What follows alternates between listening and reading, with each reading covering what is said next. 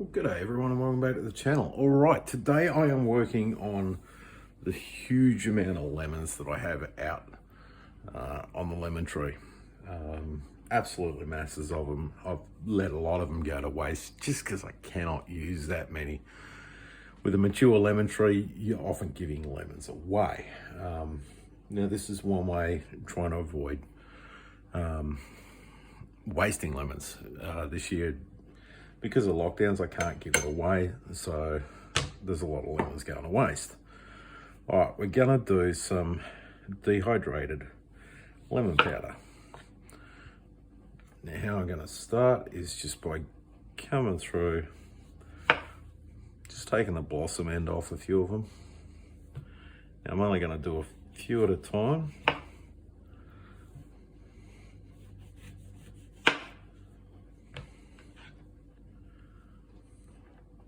Because I'm going to slice them as thinly as possible. The thinner you slice them, because lemons have a cellular structure, and all the liquid's kept in cells, so the thinner you get them, the more liquid you're going to be able to get out of them. Swap our lemons over, bring our mandolin in. And as I said, I'm going to go for as thin as I can. This is my thinnest blade. It may be too thin, but we'll give it a go. If it's too thin, then I'll just move up to the next size. All the lemons have been washed, of course. And let's see what we get out of that. All right, it's tearing it up a fair bit. So I'm saying that's too thin.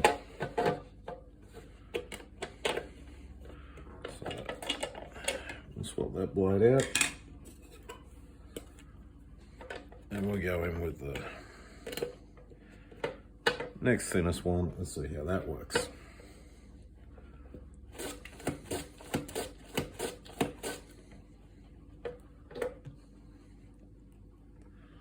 Much better. And just there you can see those cells a lot better. As I said, we want to get as many of those open to the air as possible when we're dehydrating them to get the moisture out of them, so we don't end up with a wet product.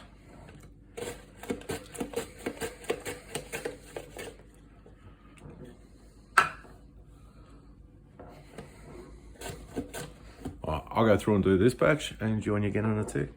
Get ready to go in the dehydrator. What we're going to do is just lay them out with a bit of spacing on each one.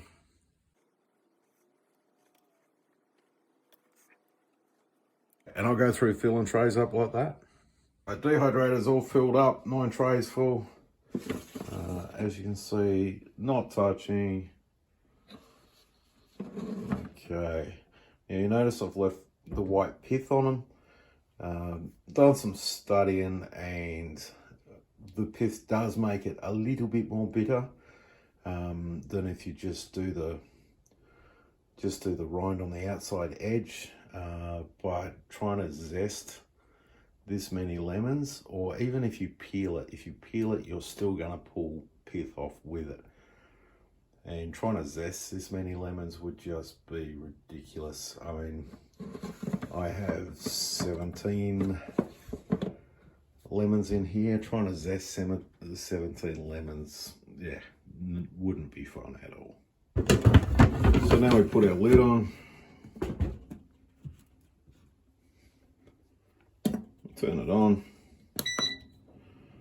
I go to 12 hours on the timer. Temperature, we're going to come down to probably, yeah, wrong button. The default on this one is to go back to timer. So I'm going to go to 50 degrees Celsius, which is a pretty cool dehydrating temperature, but I don't want to have it so hot that I'm searing the outside and sealing those little granules and making it so the juice can't get out.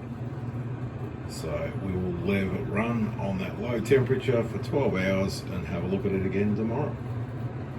And here we are, what is actually 16 hours later. It took a little longer because of the low temperature I used on it. Oh, the smell of lemon is just gorgeous. But as you can see, by using that low temperature, I've kept a yellow colour. It's nice and dry in there.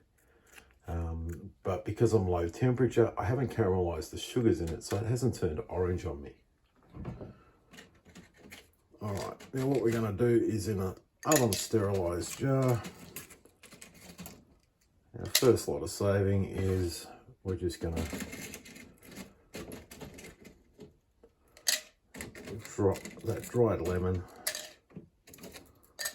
straight in there. All right, well, I'll go through and get all these. I've still got to process the other ones that didn't fit in, so I'll get both of them done, and then I'll go through and show you the lemon powder.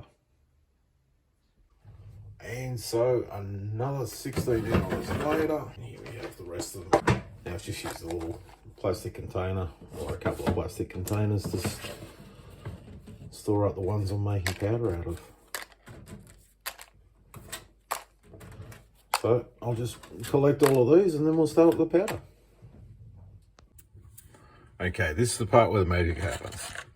So we're just going to take a dried lemon, whack it into the herb grinder,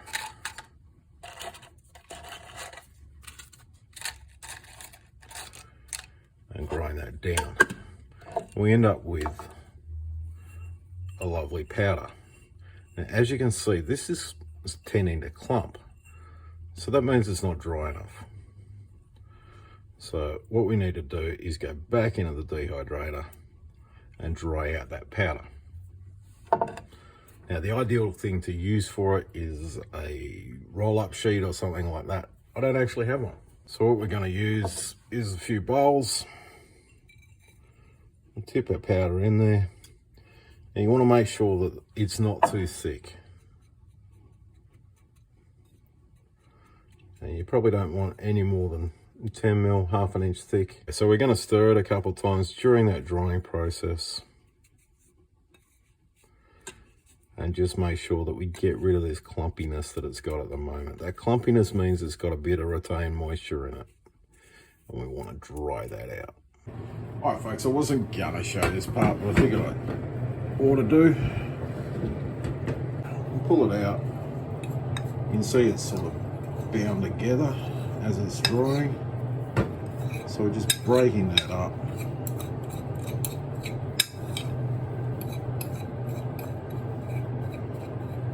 And just mash any lumps out of it. And the same goes for any sort of vegetable powder that you're drying. If it's not dry enough, if it's not going to free flow, then it's not going to be dry enough to store. So exactly the same thing. Just put it in a bowl or on a sheet and just dry it. And just keep loosening it up, stirring it around. So it's just a matter of processing until it comes out and it's not clumpy. We've got that nice free flow going on. All right, so I've let it dry out overnight and we now have that free flowing powder that we're after. We have a lemon slices. We also have our lemon powder. Last thing to do is just seal them up. Put a lid on that one. I'm probably not going to seal that one because I've got another recipe in mind for it. So let's put a ring on that and seal it up. And once I've used the recipe, then I'll seal that one. Okay, so small mouth, large mouth. Just plug in our vacuum sealer and seal it.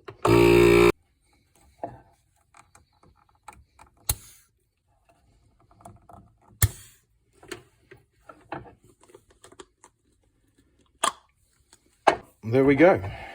Preserving lemons by drying them. All right, thank you very much everyone for watching, and bye for now.